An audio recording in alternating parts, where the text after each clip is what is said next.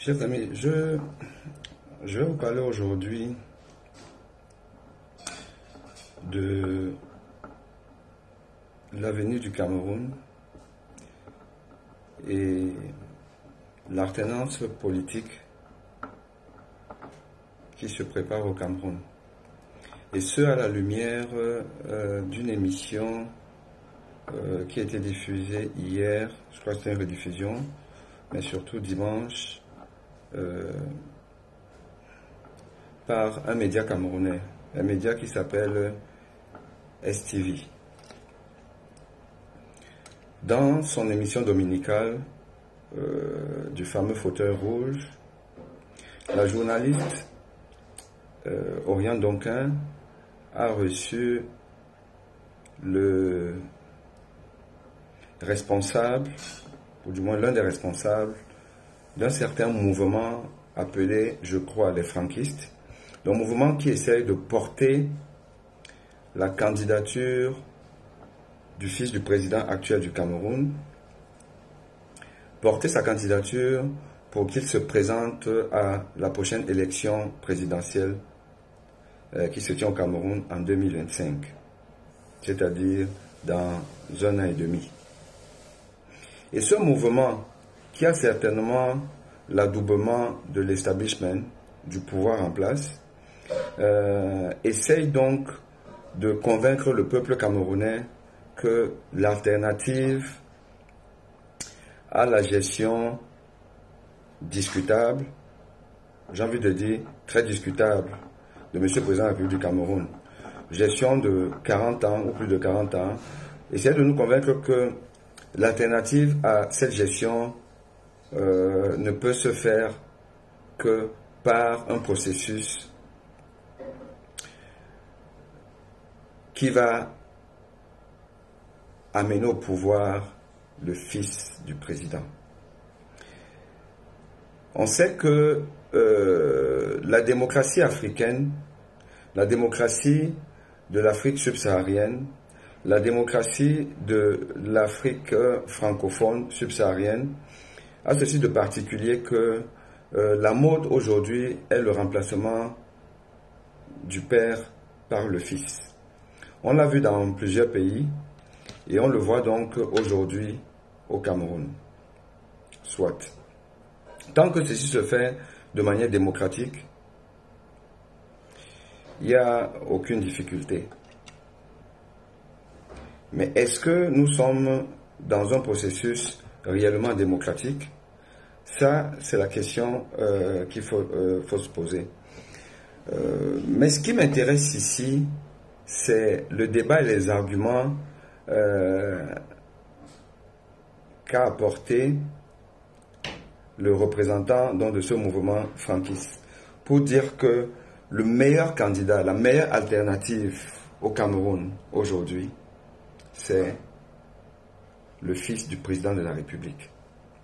Et il a donné ses arguments à lui, en expliquant que eux, ces jeunes qui sont dans ce mouvement, ils ont fait un constat que tout le monde peut faire, c'est que le Cameroun vit des turbulences dues à une certaine insécurité aux frontières du Cameroun et même à l'intérieur du Cameroun, mais également des secousses économiques et pas simplement dues à la crise sanitaire que le monde entier a vécu, mais pour d'autres raisons aussi.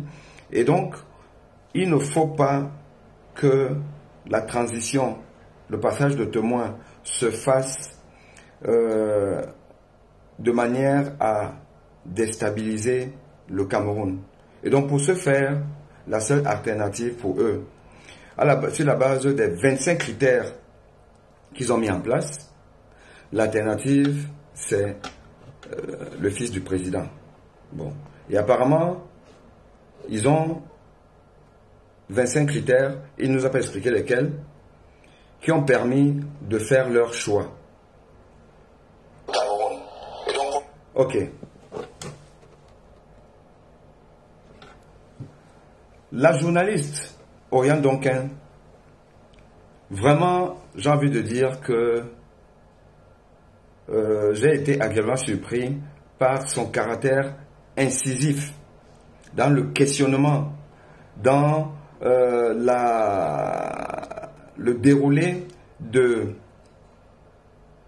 ces interrogations, qui sont les interrogations du peuple camerounais. Pourquoi lui? Pourquoi M.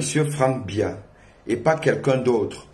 Sur quelle base on va expliquer au peuple camerounais que la seule personne capable de redorer le blason du Cameroun, de restaurer une certaine dynamique positive, la seule personne après l'échec de Monsieur le Président, parce que on peut tourner le bilan du Cameroun dans tous les sens, il est globalement négatif. Pas qu'il n'y a pas des choses positives qui sont faites ou qui ont été faites, non. Parce qu'il nous a par exemple expliqué qu'il y a eu ceci, il y a eu des barrages, il y a eu, je sais pas, je n'arrive même pas à citer parce que je ne vois pas beaucoup de succès de cette gouvernance de 40 ans. Mais soit, il y a certainement certaines choses qui sont faites. Mais le problème dans la vie, c'est toujours de pondérer avec la durée des réalisations. Le temps mis pour réaliser certaines choses, est-ce qu'il correspond réellement à ce que ces choses-là nécessitent comme temps pour être réalisées? Est-ce que c'est parce qu'on a réalisé 10 belles choses en 40 ans qu'on peut parler d'un bilan positif? Est-ce que quelqu'un d'autre n'aurait pas en 10 années réalisé les mêmes choses? Je pense que ça c'est la question fondamentale qu'il faut se poser. Non pas de dire que on a fait ceci, on a fait cela, non. Se dire qu'en une année, quelle a été la balance des actions gouvernementales? En 40 années, où est-ce que le Cameroun devrait être? Où est-ce que le Cameroun est aujourd'hui? Et donc, quand ce monsieur vient nous expliquer que, après avoir fait le tour de la question, la seule personne qui répondait à leurs critères, les 25 critères, la seule personne, c'est M. Franck Biya, le fils du père, celui qui, depuis 50 ans au moins, vit avec son père, connaît son père, maîtrise les défauts et les avantages, maîtrise même peut-être les silences du père, est certainement au courant de ce que le pays recule, que le pays n'avance pas, que le Cameroun n'avance pas, qui d'ailleurs aujourd'hui est à côté du père. Être à côté, ça veut dire être avec le père. On nous explique donc que la seule personne capable de changer de cap, parce que si on ne change pas de cap, le Cameroun va continuer à s'enfoncer et va disparaître, si on ne change pas de cap. Donc, il nous explique que celui-là qui marche avec le père, qui écoute le père, qui écoute les conseils de son père, va venir demain par une prestidigitation jamais connue dans le monde, va changer de nom, va changer d'esprit, va changer d'éducation, va changer de comportement et sera un autre homme, parce que il est clair que le Cameroun ne peut pas opérer un changement de cap, un cap dynamique, d'un dynamisme positif, si on reste dans la même conception de la gouvernance, le même amour de son pays et de son peuple. On ne peut pas progresser, c'est impossible.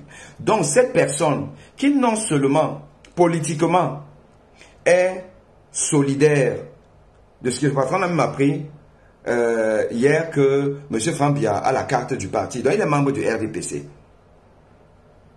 Donc un membre du RDPC, qui en plus d'être membre du RDPC, qui en plus valide la politique gouvernementale actuelle, en plus de ça, il y a un lien de sang.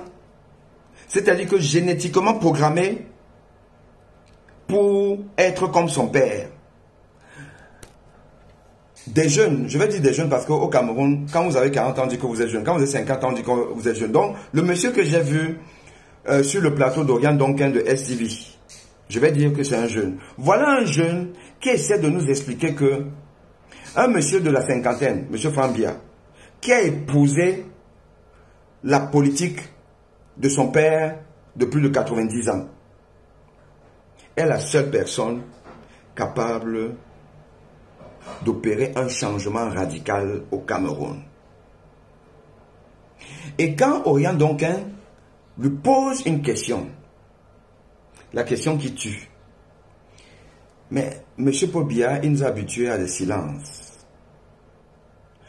Votre champion, puisque vous appelez champion, parce qu'apparemment, il est champion parce que il a bravé toutes les étapes de leurs fameux 25 critères. Et donc, pour eux, ce mouvement franquiste, qui aurait déjà à peu près 3 millions d'adhérents, il est celui qui a gagné leur élection, leur primaire, on va dire, dont il est champion. Parce qu'au Cameroun, on aime les titres pompeux. Si vous n'êtes pas président, vous êtes excellence, ou vous êtes champion. Voilà le propre des hommes politiques au Cameroun. Mais quand on va regarder le bilan, il est toujours catastrophique. Donc voilà que le champion des franquistes, qui a bravé toutes les épreuves, qui est la seule personne à même de venir de manière pratique, démocratique, par une bonne gouvernance, venir dire à M. Paul Biya que tu as été nul. Parce qu'on ne peut le dire que si on vient et on change le Cameroun. Pour démontrer à ceux qui étaient là, qui ont gouverné avant que, ben écoutez, vous avez été des incapables. Regardez ce que moi je fais maintenant. En 5 ans, je fais ce que vous avez fait en 40 ans. Donc, ce franquiste est en train de nous dire que c'est M. Frambia, le fils du père, qui va venir enterrer politiquement son père. Ça, c'est ce qu'il nous explique. Et donc, à propos de son silence, quand la journée lui pose la question, mais le silence là, le silence du père là, bah, on fait comment avec ça? Maintenant aussi, vous nous apportez le silence de bien. On ne sait pas ce qu'il est, on ne sait pas ce qu'il fait, on ne sait pas qui il est. On ne sait même pas s'il s'est aligné sujet, verbe, complément. S'il sait bien s'exprimer en français. On ne sait rien du tout. Qu'est-ce qui se passe? Le gars nous explique que son silence a 2 interprétations. La première interprétation, c'est que il observe. Il ne faut pas se précipiter. Il faut prendre son temps. Et ensuite, il nous dit que les autres fils d'eux font du bruit, celui-ci est réservé, il est discret. Et donc c'est une qualité. Donc, en temps voulu, il parlera. Vous êtes donc quelqu'un qui a décidé de devenir président d'une république. 1. On vous oblige à devenir président d'une république, à être candidat. Parce que ça, c'est ce qu'il nous a expliqué. Il nous a expliqué que Franck Biana ne demandait rien à personne. C'est eux qui sont allés le voir pour lui dire que bon, le pays va mal. Ou du moins, le pays doit être amélioré. Voilà. Donc, tu es la personne la mieux placée. Et qu'ils ont eu la garantie de M. Franck Biya. Bon, ce n'est un secret pour personne. Donc, M. Franck Biya a accepté être candidat. Et ça, c'est si je veux rester démocratique. Parce que je crois savoir qu'il faut simplement dire qu'il a décidé de remplacer son père. Puis son père nous a dit qu'il va nous dire s'il rentre au village ou il reste. Je suppose que s'il décide de rentrer au village, c'est pour laisser donc sa personne. Comme Aïdjo lui a laissé la place. Lui, il va laisser aussi sa personne. Mais Aïdjo avait choisi quelqu'un d'autre que son fils. Bon, on va dire que peut-être qu'il n'avait pas un fils qui était capable de diriger. Mais il aurait pu laisser un fils du village, un nordiste. Mais ce monsieur a estimé qu'il est Camerounais et que tous les Camerounais sont égaux. Et il vaut mieux laisser le pouvoir à un autre Camerounais qu'un gars du Nord. Je ne sais pas si vous comprenez ce que ça veut dire. Ahidjo avait la possibilité de laisser le pouvoir à un gars du Nord. Personne ne lui aurait contesté cette légitimité. Même pas les Français, même pas François Mitterrand. Peut-être qu'après François Mitterrand allait organiser un coup d'État, comme ils savent toujours le faire et tout, pour le déloger et pour mettre M. Paul Biya. Puisque la personne de François Mitterrand, c'était Paul Biya. Ils avaient décidé que Paul Biya va devenir président du Cameroun. Donc, ils ont peut-être fait la proposition à Ahidjo. Mais Ahidjo avait encore suffisamment les manettes du pouvoir pour changer la constitution et placer un nordiste. Il ne l'a pas fait. Il a dit ce sera M. Paul Biya. Et donc aujourd'hui, M. Paul Biya a décidé que c'est son fils qui va devenir président de la République. Parce que nous savons tous, nous ne sommes pas dupes. Aucun autre homme politique, encore que je ne sais pas si M. Franck Biya est un homme politique. Parce que pour être un homme politique, il faut quand même avoir battu campagne, ne serait-ce que venir sur les plateaux télé pour exprimer ses points de vue sur la gouvernance actuelle, la gouvernance future, voilà, aller voir des gens rentrer dans un parti, discuter, c'est ça un homme politique. Voilà un monsieur qui n'est pas un homme politique, mais qui a toute une machine de guerre, et qui a de l'argent, qui, la seule campagne politique, la seule activité politique qu'on nous explique, c'est de temps partir voir un Lamido, partir à Fumban, faire des photos, se montrer peut-être avec Emmanuel Macron au Palais de l'Unité au Cameroun, ou être dans les voyages présidentiels maintenant, on le voit les photos. C'est tout ça la politique au Cameroun. Voilà un homme politique. Un homme politique ne parle pas. On ne sait même pas s'il sait s'exprimer. Simplement comme on le voit, il y a des photos, on fait quelques photos et tout. Voilà, c'est suffisant pour être un homme politique. C'est ça l'homme politique au Cameroun aujourd'hui. Tu n'as pas besoin de t'exprimer. Tu n'as pas besoin de convaincre les gens susceptibles de te voter. Tu n'as besoin de rien. Tu as juste besoin de te présenter habillé, parfois sérieux, parfois cool. On va dire, bon, c'est un bel homme, machin, tout. C'est ça la politique au Cameroun. Un pays qui est à terre. Un pays qui est à la ramasse. Avec 70% des sociétés laissées par Amadou Ahidjo en 1982 qui ont fermé les portes. Un pays qui n'a plus de compagnie aérienne. Un pays qui ne peut pas transporter ses concitoyens au-delà du Cameroun. Et encore que, entre les villes du Cameroun même, c'est problématique. Un pays comme ça là, des jeunes d'enfants qui nous expliquent que sur les 25 critères, ils n'ont trouvé qu'un monsieur qui ne s'exprime pas, qui ne sait pas s'exprimer, qui n'a jamais tenu une discussion, un débat. Je ne sais même pas s'il connaît la réalité économique de notre pays. S'il peut mener un débat sur les dossiers économiques, les dossiers d'éducation, de santé et autres, on ne sait pas. On nous explique que c'est lui l'alternative. Et le président de la République accepte ça. Parce que le ministère de l'Administration intérieure aurait déjà fermé les histoires de franquistes, de machin truc et tout ça là depuis. Mais ils ont l'adoubement. Ils ont même peut-être le financement pour mener une campagne. Et un jeune vient de nous expliquer que les silences familiaux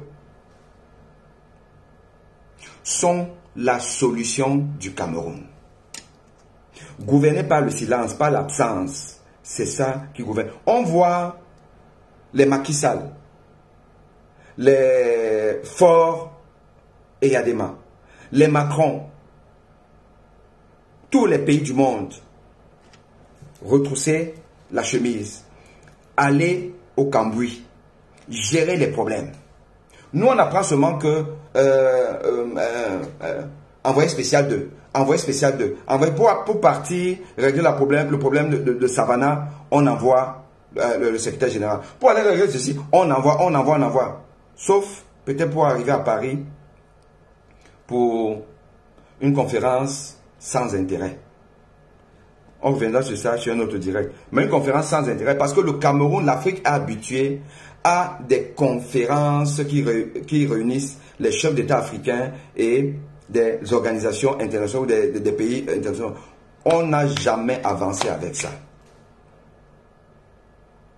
L'OUA, l'Union africaine, l'OAPI, cette organisation pour la propriété intellectuelle en Afrique, créée officiellement en 1962 à Libreville, avec une évolution telle que l'accord de Bangui, l'accord de Lomé et tout, pour protéger la propriété intellectuelle africaine, pour entrer dans l'innovation, pour que l'Afrique devienne un continent où il y a aussi le savoir et le savoir-faire, pour entrer dans la compétition internationale de l'innovation. Où en sommes-nous? Qu'est-ce que l'Afrique apporte dans le Conseil mondial en termes de recherche et développement? Qu'est-ce que l'Afrique apporte? Pas grand-chose. Donc, on nous explique que c'est des personnes qui sont dans une reproduction des semblables, qui vont faire prospérer l'Afrique, et notamment ici le Cameroun. Comment? Moi, je vais donc vous faire une certaine prospective de cette candidature, qui, comme on nous l'a dit, elle est officielle, elle est déjà actée. On est là, donc on doit faire avec. Il faut maintenant convaincre les gens. Ils ont déjà réussi à convaincre 3 millions de personnes, ils vont en convaincre davantage. Et puis, il y a la machine gouvernementale étatique qui va se mettre en branle pour porter au pouvoir un monsieur dont on ne sait pas, une fois de plus, s'il a la moindre compétence pour diriger un pays, pour diriger les médecins, les avocats, les architectes, les économistes, les chômeurs, tout le monde, pour diriger tout le monde. C'est un monsieur dont on ne sait même pas s'il a le baccalauréat. La prospective, c'est quoi? La prospective, c'est l'ensemble des recherches concernant l'évolution future des sociétés et permettant donc de dégager les éléments de prévision. Prospective, c'est l'ensemble des recherches concernant l'évolution future des sociétés et qui permet donc de dégager les perspectives, les prévisions. C'est-à-dire qu'il y a des mots-clés. Il y a recherche, il y a l'évolution des sociétés. Une société est censée évoluer. Une société est censée évoluer, c'est-à-dire que logiquement, quand on est indépendant en 1960, qu'on a une première gouvernance jusqu'en 1962, et qu'en 1982, le Cameroun avait un certain niveau de développement, ou du moins un certain niveau d'amorce de sortie du sous-développement pour entrer dans le développement. Et qui peut s'évaluer par le taux de chômage, le revenu moyen, le SMIC, par le taux de scolarisation ou le taux d'analphabétisme dans un pays, le taux de personnes ayant un minimum de connaissances. C'est-à-dire combien, dans une population donnée, des gens qui sont susceptibles d'avoir été à l'enseignement supérieur. Combien ils sont? Combien sortent et trouvent un emploi?